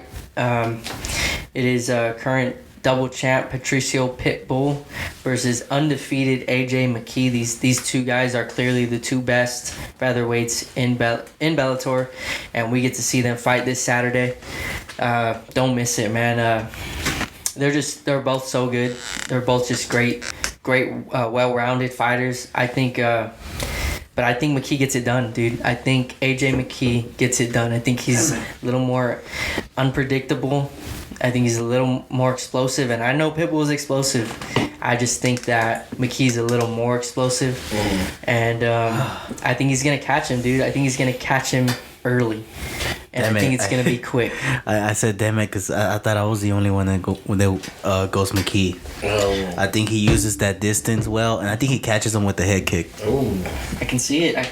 That's crazy because, yeah, I'm going to go for McKee too. So, Yeah, I picked Pitbull. I mean, it's just that's not what Pitbull has done in the sport. Hey, next time we're making DJ pick first. Yeah. Because, I mean, he's been on top for a while in Bellator. And he's solid. So, he got more footage on him. So he can study him more. I think this is going to be a good fight. I think this is going to be... I think AJ got this one because same here. Yeah, it's gonna be a great fight. All right, this is for the featherweight title, right? For the featherweight Grand Prix final. Yep, I think it's for the $1 million too. $1 million. $1 million. That's nice. Pitbull, he lives up to his nickname. That's just exactly what his fighting style is, man. Yep. He's actually the most decorated fighter in Bellator history. A 2-divisional champ, the most wins in Bellator history, the most knockouts in Bellator history, and the most fights in Bellator history. He has really good boxing, power, explosive. He's just a pit bull. He's a pit bull, dude. He'll take it anywhere. The only takeaway I have is he is getting older, and he leaves that front leg out. So I think if I seen that, I know AJ McKee see that, and he's probably gonna chop at those legs. But on the other side, McKee. People are calling him the future. He's a crafty, dynamic, and explosive fighter, and he's living up to his nickname as well, the Mercenary. He has the longest winning streak in Bellator history and a very active fighter anywhere the fight goes. Active off his back, too. He's throwing submission after submission attempt. He's great in scrambles and an explosive fighter. It was hard for me to pick, but I'm gonna go with Pitbull, man. I think he gets the job done. I think the dog in him comes out in the championship rounds, and he gives him that extra push to grind it out and keep him reigning and defending. As probably it's gonna be going down as the greatest Bellator fighter to ever live. Yep. Yeah, I agree, dude. I think by the end of his career, he will go down as the greatest Bellator fighter to ever live, and that's because his ass won't ever come over to the UFC, which is sad. Because I do, like I already said, I think he's a top 5 featherweight in the world, but I do want to see him fight against the Max Holloways, the Alexander Volkanovski, like guys like, even guys that are a little lower, like Calvin Kattar, Brian Ortega, they got the skills to beat him, but he also has the skill to beat them, and it would just be nice to see him, come on over. And I hope he still does. There's still a little bit of time left. I hope he does end up coming over. Hopefully AJ McKee. Do you think he'll come over? I don't know, man. They have to give him a title shot, right? Yeah, something like that. Yeah, he would. It's like, I'll come over, but I don't want to. If he's champ, then of course I think he would get an immediate title shot. I think I would like to see Pitbull in the UFC, and also, like you were about to say, AJ McKee, for sure. I think AJ would make it over before. Well, at least he'll make it over when he's in his In his prime. Yeah, he has more time. He's only 26. Pitbull's 34. Pitbull, I hope he comes over sooner because I would like to see him compete in the UFC under the UFC banner. Yeah, man. There's nothing like it, you know. Like, yeah, he's great. He's a grinder. He brings it to every fight. He brings it. So he's super exciting, and to see matchups that's possible, lightweight and featherweight, right? Yep. Yeah, lightweight and featherweight, man. Yeah, he knocked out Michael Chandler at lightweight, over in Bellator. So he has the talent, dude. He has to fight with any featherweight in the world. And I'm not saying Max and Volk will beat him. I'm not saying anybody will beat him. I want to see him come over and compete because he calls himself the best featherweight in the world. He calls himself the best lightweight in the world. I mean, that's all good, but come over and prove it. Come over and fight Dustin Poirier. Come over and fight Charles Oliveira. Come over and fight Justin Gaethje. Don't just say you're the best in the world, because if you come over, I guarantee these dudes will sign the dotted line to fight you. It's on you to come over here and fight, them. And hopefully McKee will come. I don't know if he's going to ever plan on fighting at lightweight, but it'll be fun just to see him fight at featherweight. Both these guys are so good. Hopefully you guys have time on Saturday to tune in. This is definitely a must watch. Again, real quick, the schedule is Friday is one championship at 7:30 a.m. Central Time. Saturday is all the fights. 2 o'clock, you got the Conor Benn, Adrian Granados. Find a stream for that. I didn't say that. Or subscribe to DAZN. Actually, do that first. Subscribe to DAZN. I think you get a 30-day free trial or a 7-day free trial. We got the Gerald Washington Michael Coffey fight, UFC Fight Night, and the Bellator 263 going on all at the same time. And again, guys, if you're watching this on YouTube, hit that like button, subscribe, turn on the notifications, add the TDFK podcast on Twitter, Instagram, and Facebook. Search TDFK podcast, and we're gonna take a smoke break, and we'll be right back.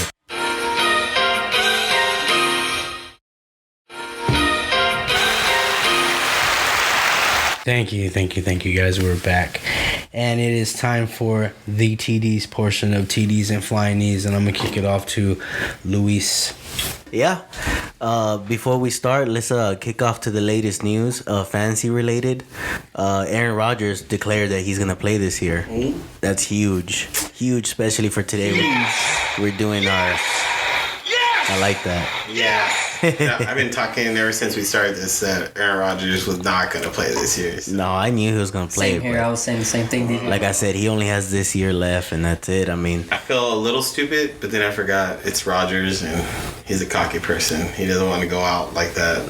Oh, yeah. No, I mean, even Devonta Adams stopped the talks, too, so he's going to... It's their last year, right? Yeah, basically. They're both gone after You know what that year. means, though, right? NFC Championship, it's going to be Green Bay and whoever, and Green Bay is going to lose again. To Dak Prescott and the Cowboys. Hey, that'll be a great... At the garage, that'll be a great game to watch. He just better hope they're not playing the Niners. It would be great. I think Niners-Cowboys would be a little cooler just because it's the Niners and Cowboys, Yeah, definitely. And I hate Aaron Rodgers. So. Yeah, but other than that's the only set of news that we find relevant for fantasy wise. Let's go ahead. This week we're gonna be talking about our official TDFK top 10 wide receivers list, and we're gonna go ahead and start off with our number 10, in which I feel like it's our boldest pick, and I feel like we're gonna be right on this. It is CeeDee Lamb. Yeah. How do y'all feel about that, guys? Yeah, I like it. If Dak is going to play a full year, that means he's going to get the targets. He's going to get the plays. He's going to get the looks. That's for sure. And before he left, he was putting up some good points. And that was just the beginning of the season, so he wasn't even warmed up yet. So. Yeah, man, people forget that in the first, I think, Dak got hurt week 5. In those first 5 weeks, CeeDee Lamb had more receptions, more yards, more touchdowns than Justin Jefferson. If Dak Prescott had never gotten hurt, CeeDee Lamb would be higher on this list than Justin Jefferson. That was just strictly off the slot too. They said I think it was him and Juju were the only ones that didn't take a single snap that wasn't in the slot. Yeah, he's Lamb and Prescott have great chemistry, and it's only going to be better this season. So yeah, I like CeeDee Lamb at 10. I think he has the potential to finish even higher on the list. So yeah, I think it's a strong pick. Oh yeah. The only thing that we rely on is on Dak to stay healthy. So Dak, please. Absolutely. If this, that all goes out the window, of course, if Dak gets hurt, that can be said about every single quarterback on this list. If Patrick Mahomes gets hurt, Tyreek Hill ain't in the top 10. Oh yeah. If Aaron Rodgers sat out, Devonta Adams ain't finishing. He might be. Now you know what? I'll go ahead and say he wouldn't be top 10 if Aaron Rodgers sat out the whole year. So I agree with that. Well, I don't. Yeah, I don't know about that. You don't think so? I mean, you think he would be? Yeah, I think he would be. If he's that good of a wide receiver, I think he'll still make it. I think it depends on who the quarterback is. Well, I don't know. Yeah. I mean, they're gonna force feed him. They would force feed him. Oh yeah, if it's Blake Bortles, I think he's probably -1. Bortles. Take a drink. Damn it. Here we go. Let's move on to our number 9 pick, and we got Scary Terry McLaurin. And for me, this is a no-brainer for me. Fitzmagic, he is known to force feed his number 1 target, and McLaurin is going to be his number 1 target. He's not scared to throw a pick. He's not scared to throw the questionable throws. Yeah, he targets his number 1. He force feeds them, and even though they do have a great defense, I feel like they are gonna need Fitzmagic in most of their games. Yeah, I think just based on opportunity, man, he's gonna have the opportunities there. Like you said, he's gonna be targeted, and I think he'll make the most of it. Fitzpatrick is great at getting the ball down the field, and McLaurin's a great receiver, man. He's talented. He just needs someone to get him the ball, and I think Ryan Fitzpatrick is going to do that. Yes, and then our number 8 pick would be A.J. Brown from the Titans. And ironically, we say the picks rely on the quarterback, but for me, this one relies on Derrick Henry. I feel like A.J. Brown is not as good if they're not going off the play action. Yeah, no, I agree 100%, man. They're a run-first team, and that's what works there. I think that Julio coming over is only going to make things easier for Brown. Oh, yeah, he's not going to get doubled. Exactly. Yeah. So, yeah, I see Brown being even better than he was last year. All right. We got number 7 pick, Justin Jefferson. This one for me is the most questionable, just because I don't trust the Vikings that much, and that's not because I'm a cheesehead. I just feel like their defense has gotten better. Their run game is going to stay the same. They're going to force feed Dalvin Cook a lot. And I just feel like teams are going to be more prepared for Justin Jefferson this year coming up. But he is going to be the number 1 option. Yeah, he looked good his rookie year. I think he set a record for his rookie year. I think he's just only going to do better. I don't think he's going to have some sophomore slump like most players do. He's going to get those deep balls. He's going to spread the field, that's for sure. What did you say? He's going to get what? Deep balls. Ooh. Let me say that again. He's going to get those deep balls. Let's move on to our number 6 pick. We got DK Metcalf. And for me, best receiver coming off the catch or after the catch. Ooh, I don't know about that one. I do. He's just so hard. He's so far. He's so fast and so hard to take down. I think I'd rather have Tyreek Hill with the ball in his hands in open field. But DK Metcalf he's pretty good. Yeah, he's a beast. He's a freak of nature. He's a monster, that's for sure. I don't really like the guy, but me and him almost have the same body type. Yeah, I think he has maybe 2 more abs than you, but you're just about right. 2. Yeah, 2 more abs. Yeah. Since that was our number 6, before we move on to our top 5, out of the 6, Metcalf, Jefferson, AJ Brown, McLaurin, and CeeDee Lamb, who do y'all think is gonna have the most touchdowns? I go Metcalf. Really? Yeah, I think Metcalf. He finished the year last year with 10 touchdowns. I think Brown had 11. I think that DK Metcalf is only going to get better. Last year going into the season, people were kind of iffy on if Tyler Lockett was still the number one or if it was Metcalf. Now I think it's clearly DK Metcalf, and I think Russ is going to target him even more. The guy's like one of the best all-around receivers you can have. Like you said, he's fast, he's hard to tackle, and he's tall, dude. He's going to be... He might be the best red zone target in the league, So, yeah, I think, like you said, he finished with 10 last year. I think he will top that this year. I gotta agree with Jeff, man. Of course you would. No, I mean the way Russ talks about DK Metcalf. You know what I mean? Russ, like his new crush, like a new toy, man. And I almost feel bad for Tyler Lockett because he's old, reliable. You know what I mean? And he's not even old. So, yeah, man. If the quarterback loves him, I mean, it's a no-brainer, man. He's going to force it to him like he did last season. He forced a lot of balls to him. You know what I mean? Say that one more time. He forced a lot of balls to him. DK Metcalf, I don't know. I guess I'm, coming from a Niners, but Boo. I don't like that guy. I just don't like him.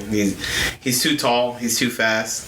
He has too many abs. And for fun, he races people. Think the abs will slow him down? I think they give him speed. Oh, they give him speed. I think that's what it is. I mean, he's huge. He's a huge guy. Yeah, I'm not.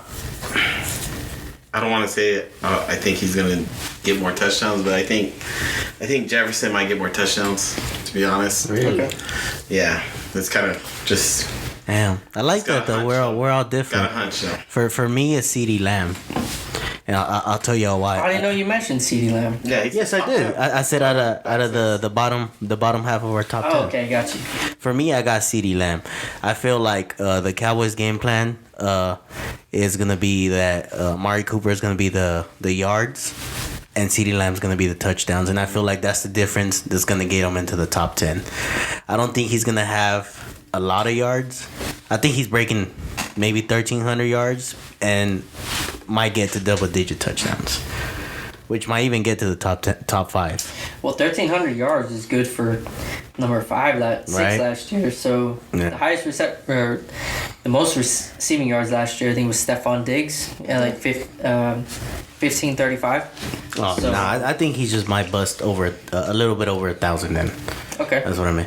But yeah, I think he's gonna be How target. many touchdowns do you think he's getting? I say about 6-7. So you think DK Metcalf's going to be under 6 or 7 touchdowns?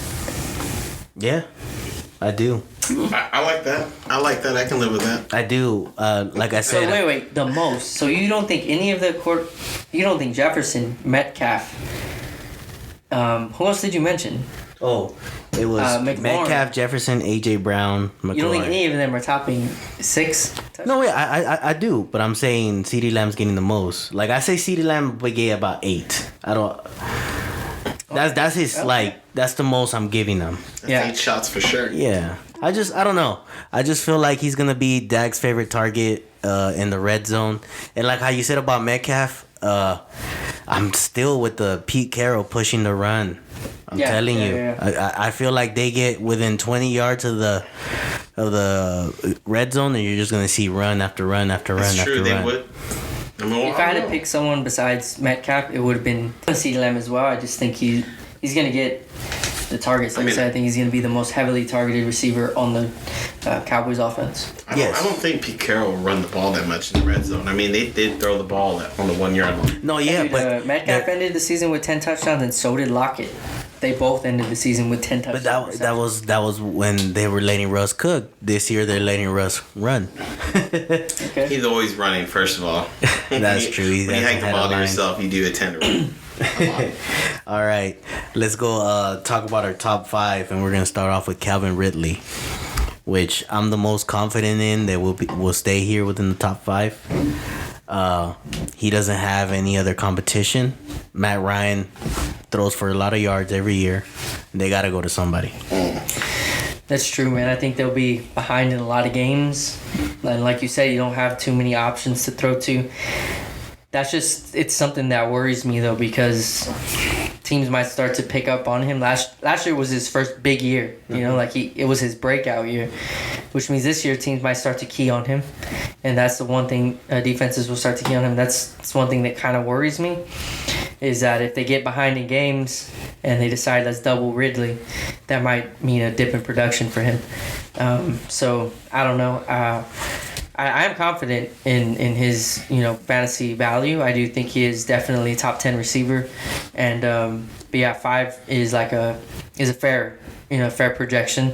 But yeah, it just worries me slightly. But he's such a good receiver, man, and they'll be down in games, and I see Ryan targeting him pretty heavily, just like he did last year. Yeah, we'll go on number 4, Hopkins. First of all, before we even talk, do you think he's even gonna play? Oh, yeah. Of course, we're assuming he is because he's in our number 4 ranking. But I think he will play. Yeah, I think he will. I think he'll give in.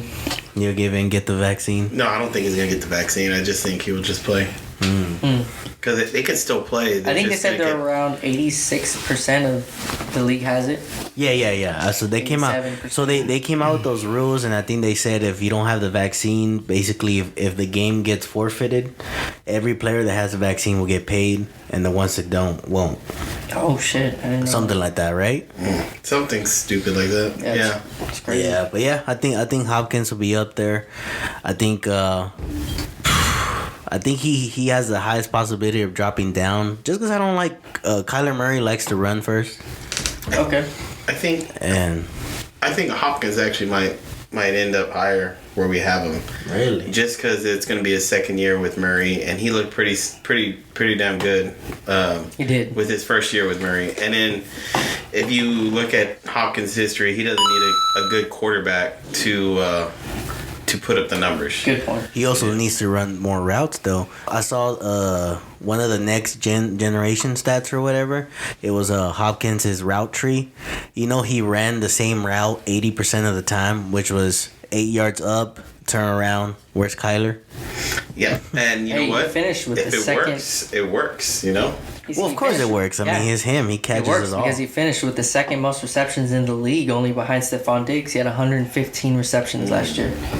I mean, he is 1,400 yards, second again to only Diggs. Oh yeah, no, like I said, he is the best receiver out there. Oh yeah, I think he's gonna get a lot of targets and get a lot of yards, but I think his touchdowns are gonna regress. Project him to increase the number of touchdown receptions. Yeah.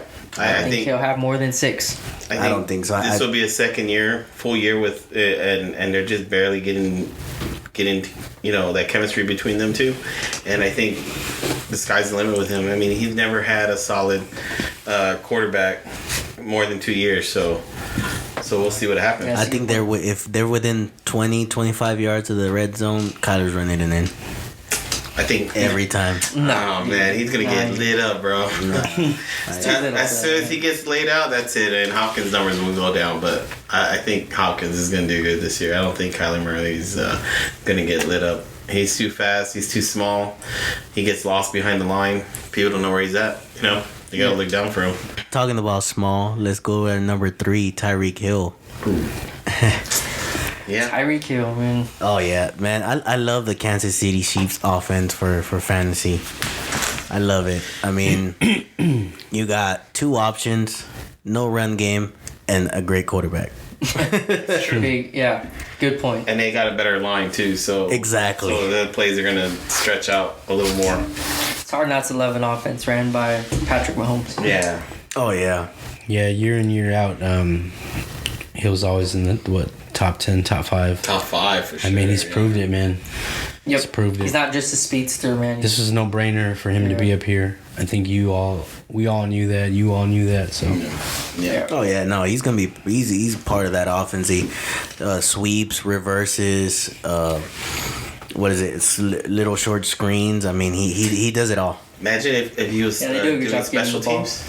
Yeah. Imagine if he did special teams like he did. That's where he started off. Year. Yeah. Last year he finished with only 87 receptions. with 1,276 yards and 15 touchdowns. Yeah, I mean, you don't need that many when every reception is 20 plus yards. I think I had him last year, and I think he caught like 3 balls, and he'll still get 2 touchdowns and 180 yards. I still remember that Tampa Bay game. I think he had like 200 yards in the first quarter. Ridiculous. Yeah.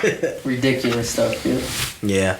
Let's move on to our number 2, and what I believe will be the guy with the most receptions this year, Stefan Diggs. Yeah, he ended last year with the most receptions, 127. Yep. And they're just so pass happy, that offense, you know, with Josh Allen. If you end up with Stefan Diggs as your wide receiver 1, you're doing good things. Yeah, they're actually trusting Allen to throw the ball more. And it's like every year, this will be his, 3rd year as a starter. And last year they let him throw the ball, so imagine what they're going to do this year. Second. Diggs finished with 166 targets, good for first in the league. 127 receptions, first in the league. 1,535 reception yards, first in the league. And 8 touchdowns. 8 touchdowns, yeah. Which is about, I think he's like a 10th in the league or something like that. But still, 8 touchdowns, all those receptions, especially if you're a PPR league. That's great. Yeah, he was good. That's good production right there. Yep. Elite production. And then our number 1 is Devonta Adams. Of course, now that we know the news that Aaron Rodgers is playing. Number 1. Yep. And this was unanimous. We all agreed he's number 1. And the way he's getting it. I don't think there's going to be any regression in his touchdowns this year. If anything, I think that's going to be even better. Finished so his stats for last year, he finished with 149 targets, 115 receptions, 1,374 reception yards, and 18 touchdowns. 18 touchdowns led the league. Wow. So yeah, I think he's doing above 15. Yeah, I So mean, they get to the 1 yard line and fucking Aaron Rodgers wants to throw the ball. I think him and Rodgers are going to prove a point this year, and they're going to go off, so they can both get good deals next year. Sorry, Luis. No, it's fine. I agree with you. Yeah, I think they are. They're gonna try to make a statement. Yep. Them two together. I totally agree. It'd be crazy if they leave to the same team. That'll be some weird stuff. But Finished with the 3rd most targets, 5th most reception yards, and the most touchdowns. So, yeah, and I agree with Steve. I think they're going to show out this year. Him and Rodgers, like you said, they're going to make a point. And, Adams is just like, if Rodgers is playing, I think it's easy. Wide receiver 1. I pick him over any other wide receiver.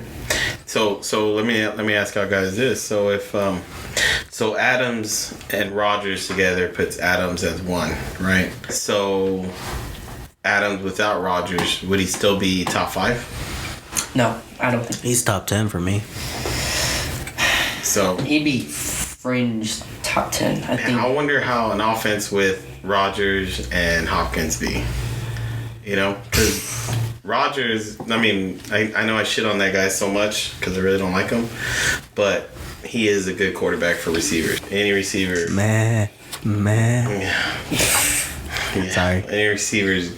He's not. They love that guy. Yeah, he's good. He's like, good, but he ain't that good. I think you're doing a sheep. I was there. Or goat. I'd rather have Manning in his prime than Rodgers. All right. So let me ask you this before we finish. Then, what top 10 receiver and a quarterback do you like having as a stack in your team? Josh Allen and Diggs. And Diggs. Yeah. See, for me, I'm stuck between Adams and Rodgers, but I would like more Lamb and Prescott just because I can get them at a cheaper price. That's a good point. I hate to say this, but I'll take Mahomes and Hill. It's a good one. That's a good one, man. You have to pay up, though. Mahomes and Kelsey's even good too, but you got to pay up for that. Yeah, I'll take Dak and Lamb because, like you said, you can get them cheaper. Yeah, you can get CeeDee Lamb in the 3rd, and you can get Dak about the 5th, 6th. Russ and Metcalf. It's something you could. Oh yeah, you might get later depending if your league goes quarterback happy. Yeah, early. Yeah, totally depends on the league for there's sure. still Tannehill and Brown y'all can get too. I'm just those are discounts. I'm so. Oh yeah, Tannehill in the late rounds, top 10 quarterback. Yeah. I think Dak is gonna go super high. I think he's gonna go before before Lamar Jackson. Lamar Jackson. I think there's somebody in your home league that's gonna be a diehard Cowboys fan, and it's gonna. There's always one. I'm a diehard Cowboys fan, man, but I just don't see. I just can't draft a quarterback before the fifth for me. Sixth round. Yeah, around there. 6th, 7th round is when I'll start looking. If there's somebody worth it there, like Dak, then I'll take him. Murray, I'll take him. Mahomes will be gone, long gone by then. People draft him like in the 4th round, dude. It's crazy. It's crazy. Drafting a quarterback that high is just crazy. So yeah, it just depends. But yeah, I have a feeling it's gonna be Mahomes and then Dak taken this year. Steve, any final words before we take off? No. Guys, use these picks for your upcoming draft, your cheat sheets. These are the money picks, baby. All right. Now, before we go, again, if you're watching this on YouTube, hit that like button. It helps with the visibility of the show. Subscribe. All right. Tell a friend to tell a friend. This is a fan-driven show. We can't reach the audience we could potentially reach without you guys. All right. Like I said, this is 5 guys chasing their dream, sharing their passions. If this is your first time here, thank you for tuning in. We hope you come back for episode 12. It's going to be another banger like always. Get some cold brew. Not coffee. I mean cold brew. Get you a cold beer. You know what I mean? Smoke them if you got them. And again, thank you to Two Socks Designs for the awesome polos. JC Creative for the logo. And DJ's mom for our cool cups, TDFK cups. Really nice. And Luis for our cool TDFK hats. I have mine in MAGA red to make people look back like, what the is that a Trump hat? You know what I mean? But man, other than that, thank you guys for tuning in. And we'll see you next time for episode 12. Hey guys, when on YouTube, when we post this on there, go in the comment section and let us know who you got in the McKee and Pitbull fight. We're curious to know how you guys see that fight going. Yeah, guys, interact. Don't be scared. We call this the TDFK family for a reason. We got big plans for the future for this show, and it's involving you. You're going to have a platform to voice your opinion soon and interact different than any other podcast out there. We're giving you fantasy football. We're giving you boxing. We're giving you MMA. We're not just covering a UFC event. You know what I mean?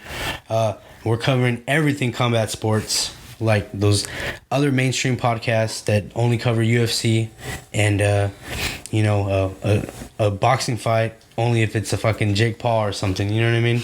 This is real combat sports. This is for hardcores. You know what I mean? And we're just starting off. We're just going to get better, guys. We're just going to get better and come along with us.